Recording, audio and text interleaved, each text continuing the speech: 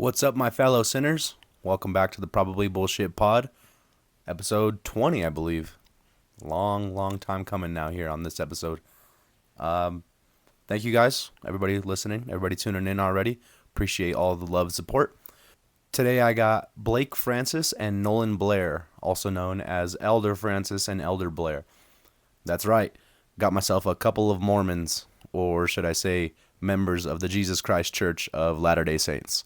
If you guys can't tell, based on a couple episodes into this podcast, I think it was like episode 2 or 3, and just the content that I've had from a lot of episodes prior and post, I've gotten a lot more interested into like religion as well as afterlife and just any type of spirituality in general.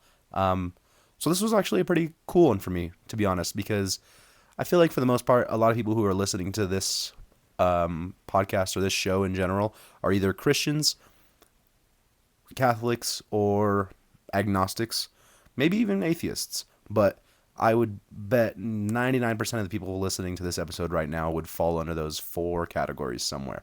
Majority probably top 2 or in the first 2.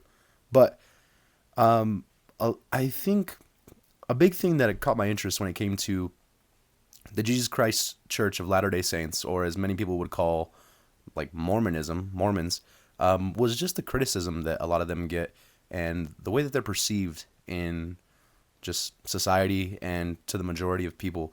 I feel like a lot of people will always talk about it being some type of like cult-like type of thing, and just a religion that's almost shamed to the masses of people. And I've always wondered where that comes from, because when I had looked into any type of that religion myself and on any type of knowledge and research that I was doing myself, it didn't seem too crazy off from a lot of other religions that a lot of people attribute themselves to today anyways.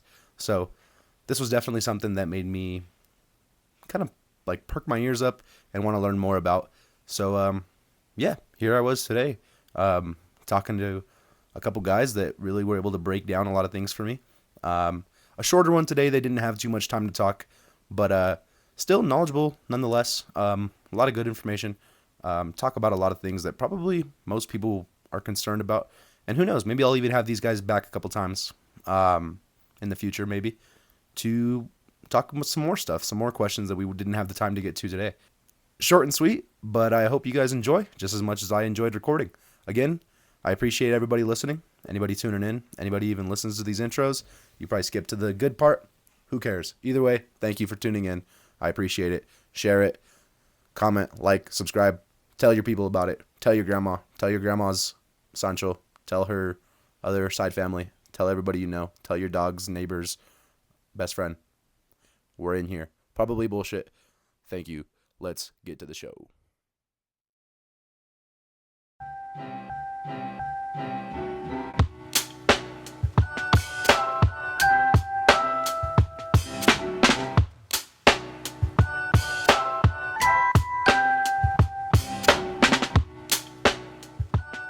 Things I want to do back home is kind of start like a little YouTube channel. Nice. Just like, I don't know, play video games or something. Big gamer? Yeah. What do you game?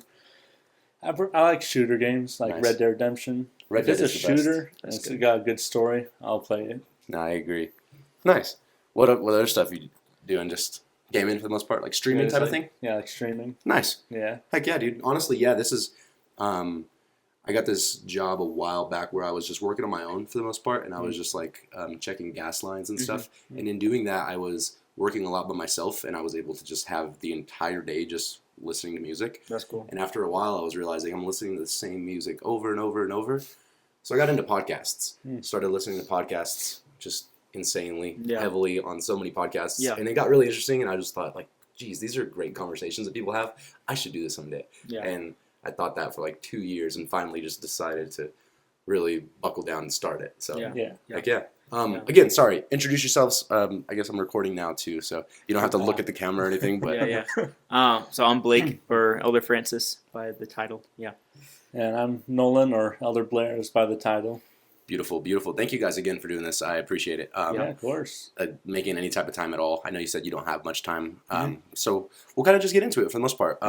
So when it comes to the Jesus Christ Church of Latter-day Saints, what would you guys, as just a quick rundown, what are some quick explanations and summaries that you have of the origins of the religion? Yeah. Yeah, so we believe that the Church of Jesus Christ of Latter-day Saints is the New Testament church that Christ had built up, Mhm. and as it had fallen away, it had to be restored again, which is, well, we believe that it's the New Testament church restored back upon the earth. Yeah. And so that we call it the restoration. The restoration? Yeah. And so it's like restoring what once was Okay. through the prophet Joseph Smith. And so I guess I don't know how much you know, but I know, but there's going to be probably a right. lot of people who don't know Yeah. at all Yeah. anything. Um, Who was Joseph Smith? So Joseph Smith, he was a farm boy, and he was born, I think, in 1805. And whenever he was around 14 in 1820, there was a bunch of like religious revival going on, and people talking about how this is the way to receive salvation, and all the other churches are wrong. And then this church saying that this is the way to receive salvation, all the other churches are wrong. Yeah. And so he wanted to know which church was the true church. Kind of just they were both contradicting almost each other. Yeah. Okay. Yeah. And then so he wanted to know which one was the true church. He read in the Bible James 1:5, if any of you lack wisdom, let him ask of God, which giveth to all men liberally and upbraideth not. So which basically means like, pray. If you ask, God's going to answer your prayer. And so he did. And God the Father and Jesus Christ came down and visited him and told him that the fullness of the gospel was not on the earth and that they would restore it through him. And that's kind of where it starts. It's over the course of 10 years where he was restoring the church. And so it starts with like the Book of Mormon. These came from ancient records, ancient golden plates. It was the golden tablets, correct? Yeah. So we call them golden plates, but Okay. So they were an ancient record that started 600 years before Jesus Christ Gotcha. and ends 400 years after Jesus Christ. And so Mormon is the prophet that compiled the golden plate, like all of the records from the 1,000 years, put them on the golden plates and buried them in the ground.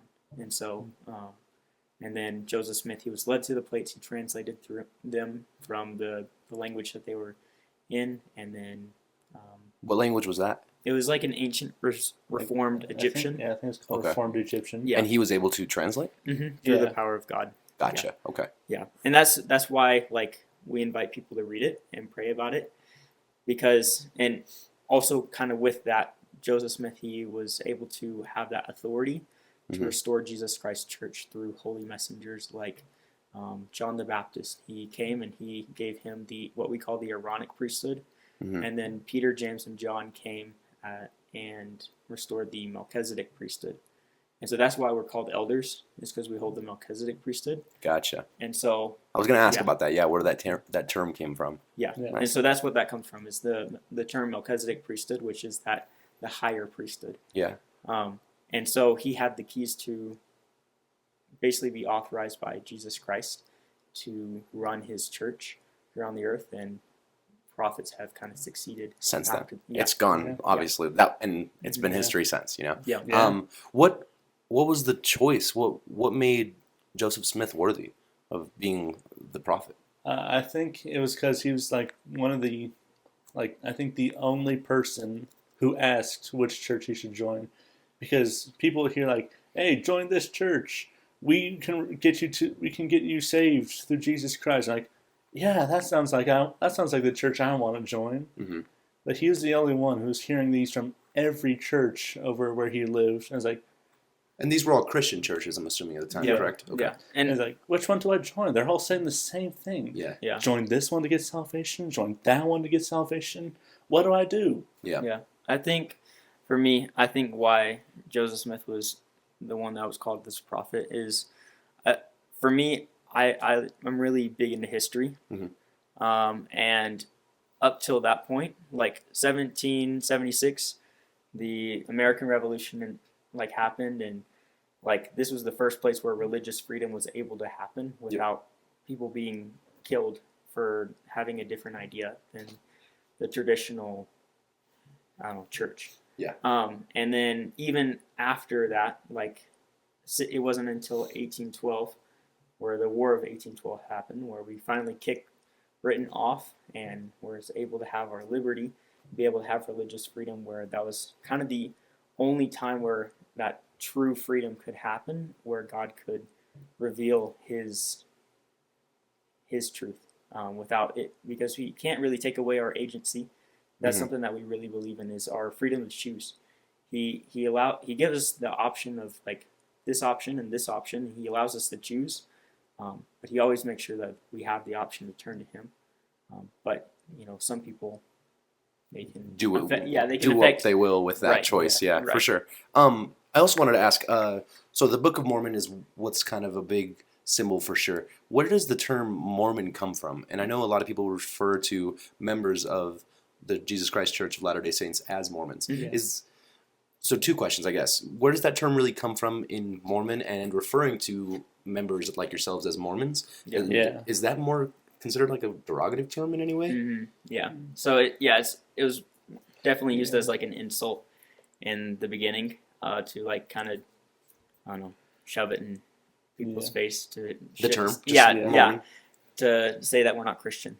Cause, Gotcha. Oh, Yeah. so it was almost used as like a, Yeah, like, because you would describe yourselves as Christians, whereas Mhm. other people it's like, oh, you're not Christian, you're Mormons. Yeah. Book of Mormon. Okay, Yeah. gotcha. Okay. so why it's called the Book of Mormon? Because he was the prophet who was around like 300 years after Christ's atonement and resurrection, and he took the records all the way from 600 years, like right around here before Christ came, to now, and he just compiled them and created the book. Everything else is after is his son, and his son is given like his own personal testimony and instructions. Gotcha. Okay. Yeah. Nice. Yeah. Hold on. So you would say, are Mormons Christian? Yes. Mhm. Oh, awesome. Yeah. And Mormon, I guess I'm using that term still, but Yeah. apologies. It's okay. What makes Mormonism like a distinct difference from like the mainstream Christianity that you see in religion today? So That's I a would good say, question. so we have like a few core beliefs, but one of the biggest one is we don't believe in ending revelation. We believe that God continues to reveal more scripture, more of his word to us. And so the Book of Mormon, it is nothing's really added onto the Book of Mormon, but we have prophets and apostles here on the earth today. Mhm. And so just like how that New Testament church after Jesus Christ ascended into heaven, we still read Acts and onward after the Bible. Why don't we have prophets and apostles if there were prophets and apostles after Jesus Christ? And so we have those apostles and the prophets. It's almost like just taking in that extra knowledge that was still available, Mhm. basically. Yeah. Okay. Something else we kind of believe in is we do not believe in the Trinity, which is a pretty common thing among other Christian churches. The Son, the Father, Holy Spirit. Yeah, Is that what you're saying? Referring to? that they're one. Yeah. We do not Gotcha. believe that they are one. We believe that they're three distinct beings united in one purpose, which is to bring to pass our salvation. Yeah, I would say that's a pretty big thing, and I would say like continuing revelation, and probably priesthood authority is kind of that thing, like what I was talking about, like the Aaronic and Melchizedek priesthood. Yeah. So yeah. Awesome.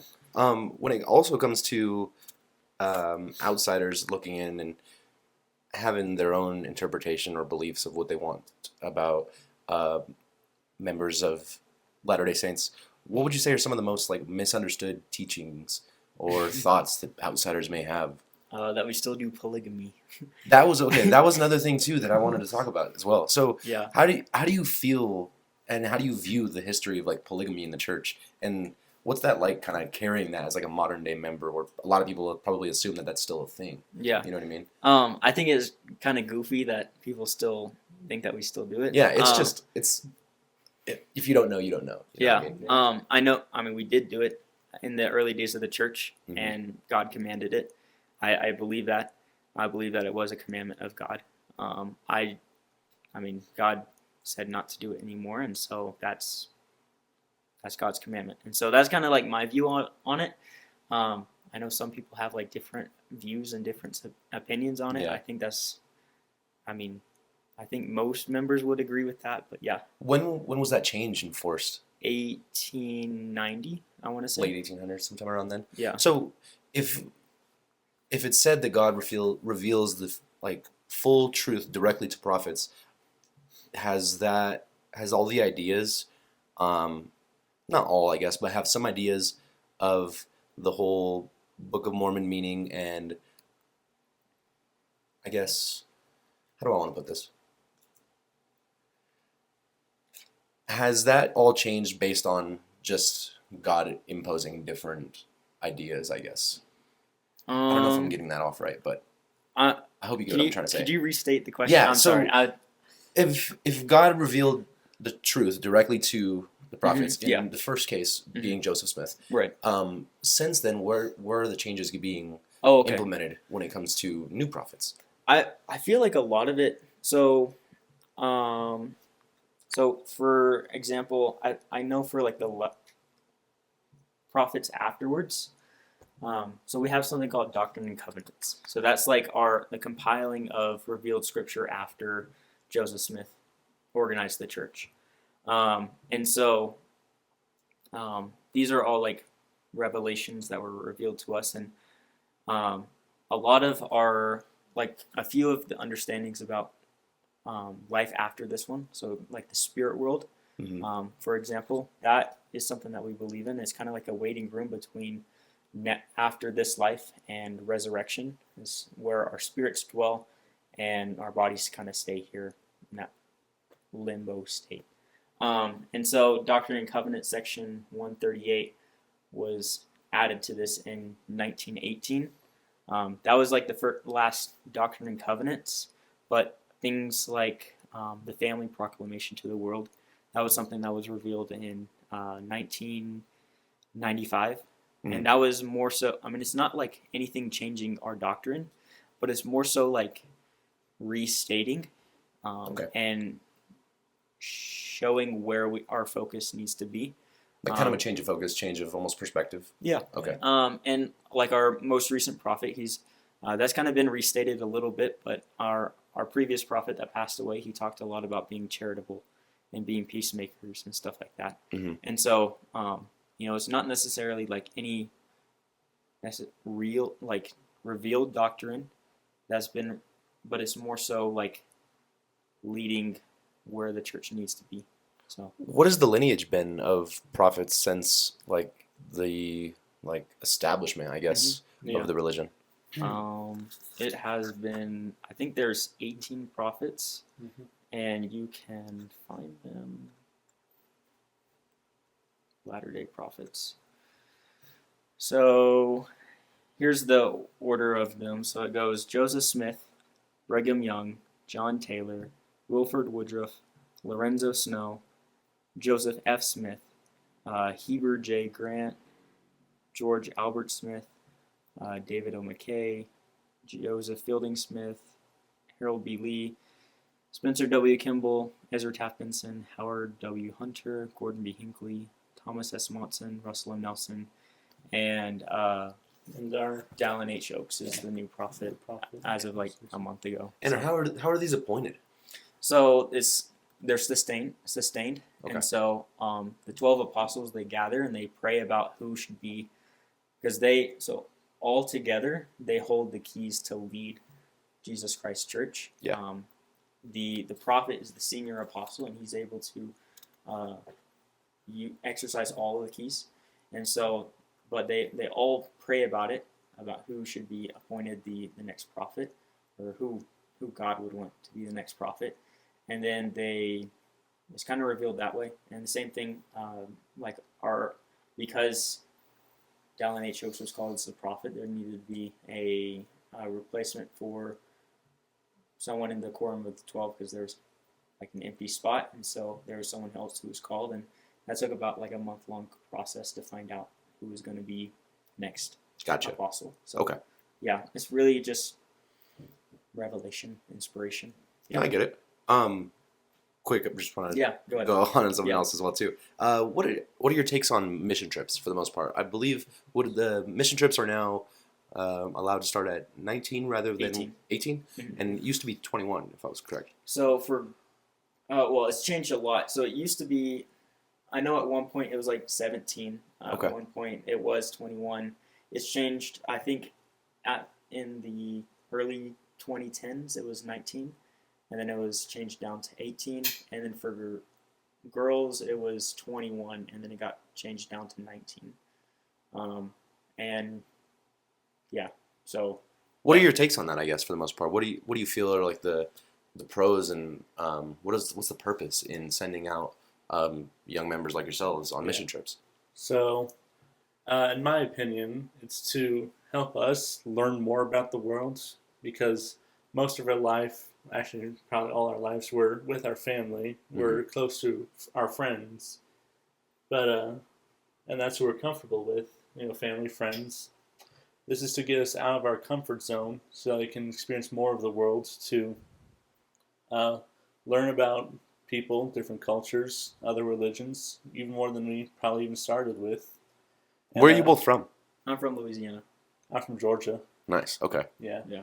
It's also to kind of help us like learn like useful skills in the world, like budgeting, talking to people, just helping us get more of a grasp of the world for when we eventually move out from our families. Giving yourself individuality as well. Yeah. Yeah. I think also like the purpose of a mission is like to share the gospel. Yeah. with, Of course, with that's people. probably the main Yeah. purpose. Yeah. Yeah. It's to invite others to come into Christ. And so I know, like, for me, like kind of like what Elder Blair was saying, like I've comfortable like back home, kind of. But like, yeah, like going out on the mission, you really kind of have to like, do I believe this? Like, am I willing to It's probably the biggest like, part of yeah. like your own faith And then implementing. also like sharing it with other people and being able to help other people see the blessings that come from, Jesus Christ's teachings, Yeah. His gospel. How long have you both been on mission trips now? So I've been out for about 22 months. Oh wow. Okay. Yeah, I recently hit a year. Nice. Okay. How long are they on average? 2 years. 2 years. Is 2 years like always the bar to hit? You can go home. So missions aren't required. Okay. I didn't know that. So they're asked. Yeah, But, they're like, recommended. Yeah, but it's like not required. So we volunteer to do this. We actually pay a bunch to go be out on sent these. Yeah, and so so the guy missions are 24 months, and then the girl missions are 18 months. And yeah, you kind of just submit an application on any. You just say like I'm willing to learn a language. This is how confident I am to learn a language, and my preference is this, but that kind of doesn't really matter. Yeah, and it's up to your church to decide on where it is you are sent out to. Up to the church, but we also believe it's up to God. Yeah. Gotcha. If our Okay. talents are, needed here in Colorado, Yep. then we'll be sent to Colorado. If our talents are needed in Rwanda, we're going to get sent to Rwanda. My talents were not needed in Rwanda. So yeah. What was I guess what are some places that you feel are the most, I don't want to put it this way, but like in need of the gospel being spread? Everywhere. Yeah. Yeah. We have, I think, right around 500 missions. Gotcha. And so ours is the Colorado Denver South mission. So our borders goes from like bottom of Denver to like Utah to Wyoming. So that's like our general area that we're assigned to. But there's like missions all over the world. You can get sent to like Japan, bunch in Africa, bunch in South America, all over the United States, like literally everywhere. Yeah. And everywhere has missionaries doing the same thing as us. So, And what does the day-to-day look like as a missionary? It's a lot of just setting appointments and stuff like this? Door-to-door stuff? Pretty much. So Yeah. right now we're busy right now. So we're constantly like running to different appointments. But it starts. We wake up at 6:30 every morning, and then we go till about 10, and that's like 10 in the morning. That's like our morning schedule. That's when we do like our workout, our personal study. That's get ready for the day. Yep. And then from 10 a.m. to 9:30 at night, we go and Are out. do Nice. that, and then get home, and we're asked to be in bed by 10:30, and then all again. Right back on Rinse again. and repeat. Yeah. Switching again. Yeah. Go ahead. Why does the religion prohibit, and correct me if I'm wrong, prohibit coffee specifically, but yet other caffeinated drinks like soda and stuff like that are still allowed? Yeah. So caffeine's not the reason for Okay. the word of wisdom. So it's called the word of wisdom, and there's like other things that are included, like green tea and black tea are also we're asked to stay away from. And honestly, there's a lot of people who have like speculations. I know that they're addictive, and like I was drinking an energy drink right before this. So like, I mean, I drink caffeine, and I mean, I don't see I don't know why, because I know tea has a lot of like benefits for drinking, but I know that we're asked to, and that's really all for me. That's all I need. That's all you need. It's not really in need of question. Okay. Yeah, because like we're asked of God to obey these things, and like Not going to question it. it's God. We're not even going to question it. If God tells us to do that, we're going to do that. Yeah. I know it is addictive, and that takes away our agency, our freedom to choose for ourselves, and we believe that we're objects to act, not to be acted upon. Gotcha. And so we try to limit things that take away our ability to act for ourselves and not to be acted upon. Because if I wake up in the morning and my first thought, coffee. I'm gonna get a nice big mug of coffee. Yeah. That's us being acted upon by that desire and that addiction of that thing that helps us wake up in the morning. Are there any other things that you avoid? Like, I mean, I'm assuming like alcohol, certain media, anything like that might be like, I guess if it's addiction that is the big thing that you're trying to refrain from, are there any other type of things, maybe you specifically, but maybe not the entirety of members of the church? So like that's why it's called like words of wisdom. Gotcha. And so like, the main ones have definitely been like more so like enforced, if you want to use that term. But I mean, I have my own like personal words of wisdom. Like I try not to eat a ton of sugar. That's a big thing that I try to stay away from, because that's, my personal word of wisdom. I know for other people, like, I mean, if you're addicted to caffeine, you probably shouldn't be having that, but that's your own personal thing. That's not necessarily, I don't know. Yeah, that's like... It doesn't have to be law, I guess. Okay. Yeah, there's spirit of the law and there's letter of the law. So it's still your choice if you want to do these things and disobey the word of wisdom. But if you obey the word of wisdom, there's many blessings that come from come with it. Like a healthy body, a healthy mind, just lots of things. Yeah. How does being a member of your church work and fit into living in today's world, especially with just like culture and society that you see, and you can interpret that however you might, but how do you feel that is? Because obviously I'd assume, I'm not positive, but I'd assume with newer and younger generations coming up, the inclusivity, the confidence, and the leadership in the religion is probably taking quite a dip. And that's not just your religion itself, that's Catholicism, that's Christianity, that's probably a lot of like spirituality in general. How do you feel like that is being young members as yourself? I don't think it's immersing yourself. I don't think it's taking a dip, actually. No? Okay. I mean, I guess maybe I'm saying it from my perspective. No, I mean, it's definitely different from the rest of the world, but what God asks us to be, like who God asks us to be, is not the world. He asks us to follow Him. And so, like, if you're wanting to follow God and you're following God, it's not really that hard. For my personal opinion, I feel like following the church and following the standards, following Jesus Christ, it just makes life richer, like fuller. It makes it just so much, I don't know, like more richer. worth it. Yeah.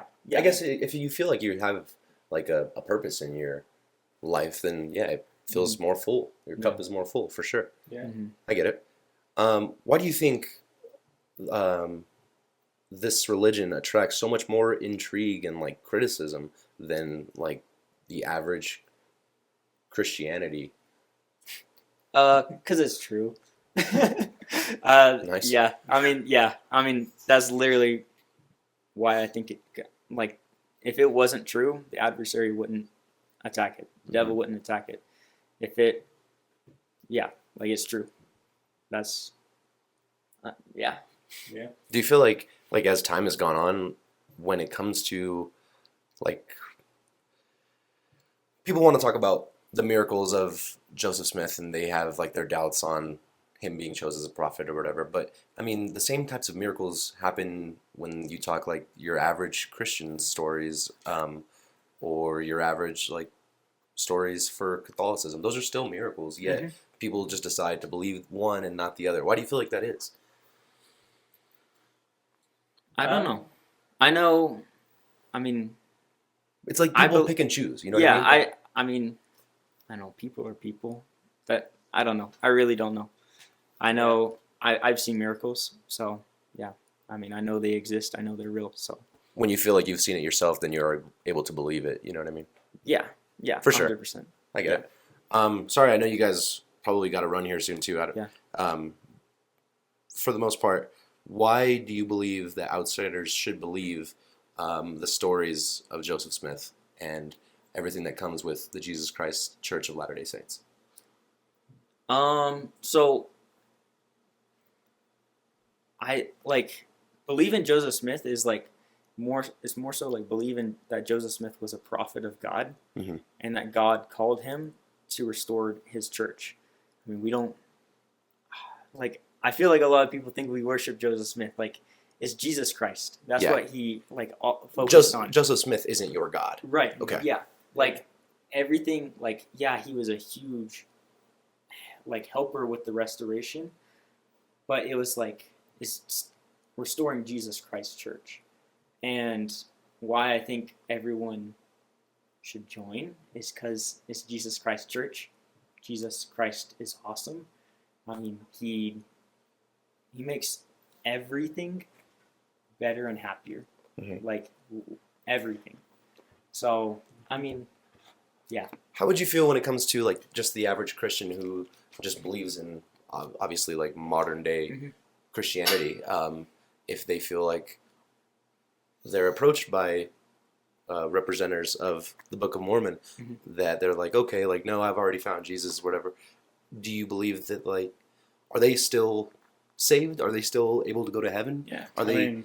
So Everybody has their own interpretation. Again, I was gonna say like we have like, so it depends on your definition of saved, and like what we do is we more so just like help people receive more of Jesus Christ. Yep. Like with the restoration, you were able to receive the Book of Mormon, which has more teachings of Jesus Christ. You're able to receive the blessings of proper authority and those ordinances. just more knowledge. And then also like the temple. That's another big thing. Like that's something we invite people to do that Gotcha. other churches don't have. You know, they don't have the temple. They don't have the ordinances and the spiritual strength that comes from the temple. And that's like it's more so like it's not changing a whole lot. It's more so just Jesus Christ giving more. So Taking more of what is to offer, for sure. Yeah. Awesome. Yeah. Well, thank you guys again. I don't want to take up too much of your time. I appreciate it. Honestly, I would look forward to even having more of this conversation, whether it's on camera, off the record, whatever. Yeah. It's interesting, and I find stuff like this really interesting. I'm intrigued on any type of new knowledge that I'm always available to get a hold of. So again, I appreciate you guys. For sure. Thank you again. Joel? Thank you. Or Yes. Joel? Joel. Yes. Joel, Thank you good to guys. meet you. For sure. Yeah. Do I Yeah, turn you have this an off awesome or- tattoo. Well, thank you, man. Just turn this off.